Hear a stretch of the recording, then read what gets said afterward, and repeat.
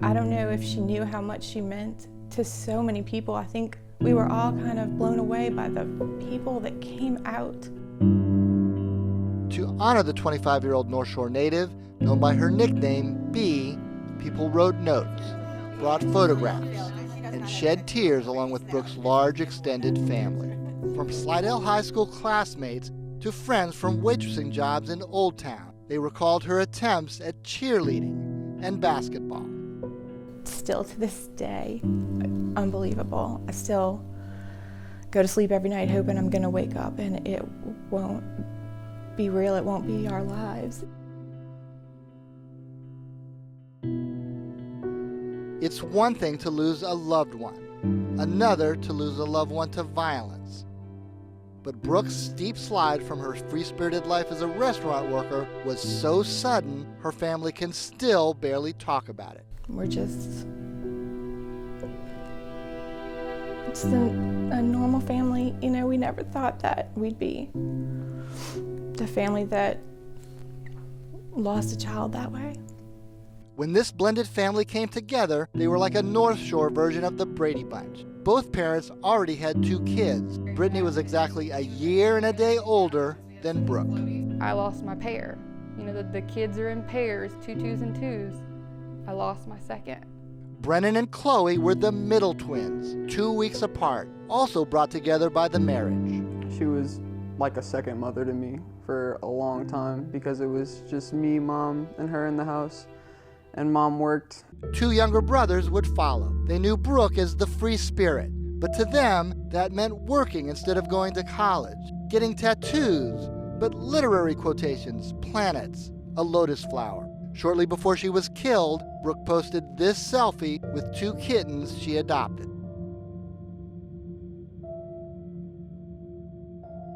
Brooke was on a Florida beach trip with a friend when she met a man named David Faciane through the dating app Tinder. Friends say she was seeking a quote-unquote plug, trying to score marijuana, more than any romance. To me personally, that he set a lot of this in motion. A week later, when Faciane came to Slidell, where he has family, a romance sparked. But things quickly turned ominous. She just let everybody have a chance, and I'm afraid she let somebody who shouldn't have in. They had been friends for a long, long time, and good friends. I think Dylan was somewhat like a brother. On August 20th, Faciane was dumped near death in a ditch outside Bayou Paque Road near Slidell. He was bleeding badly from several blunt force injuries and a 4-inch long laceration that St. Tammany Sheriff's deputies wrote was likely caused by a cutting tool. Faciane told deputies he had been kidnapped by strangers, but quickly clammed up. After being taken to a Slidell hospital, he bolted a few days later, then disappeared. As police tried to identify the attackers, social media began lighting up with possible suspects. One of those suspects was referred to as DC, Dylan Craddock. She always assumed and thought, because that was our experience with them, was they look tough, but they're just Slidell boys. I texted her, it had to be 25 times, called her, just trying to figure out where she was, what she was doing, and she just didn't respond. As the search intensified, one of Brooke's younger brothers, Brennan, feared the worst. Had a bad feeling and tried to, I don't know, wrap my head around the fact that she probably wasn't gonna, come back.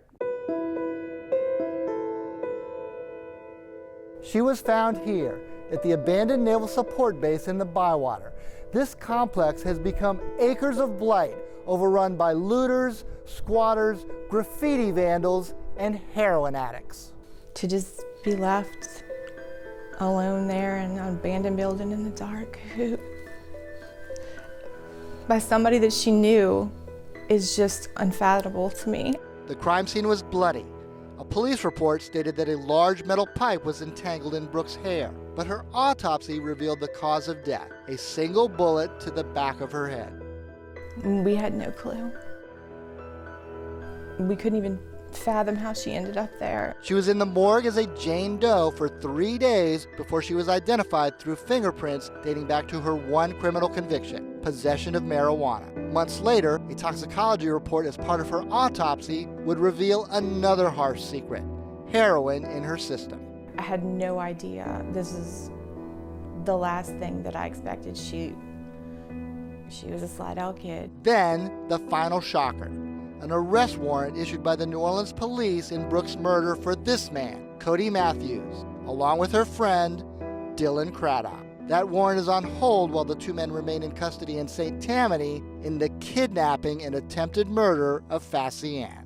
Honestly, I have so many questions because I don't truly know what happened. In another bizarre twist, Faciane has since joined them in St. Tammany Parish Jail. He was arrested 3 months after he escaped from the hospital on a series of old arrest warrants. All 3 men have lengthy rap sheets. I can't put it together in a way that makes logical sense. As they brace for court cases that could reveal more dark details, Brooke's family is trying to come to grips with a void that they know can never be filled. And it's very scary to think that your child or anybody you love could meet somebody and somebody 3 weeks later could have destroyed their lives that quickly. Somehow we all managed to always be together, and I truly believe that for the rest of my life, that's what we do. That's what we do.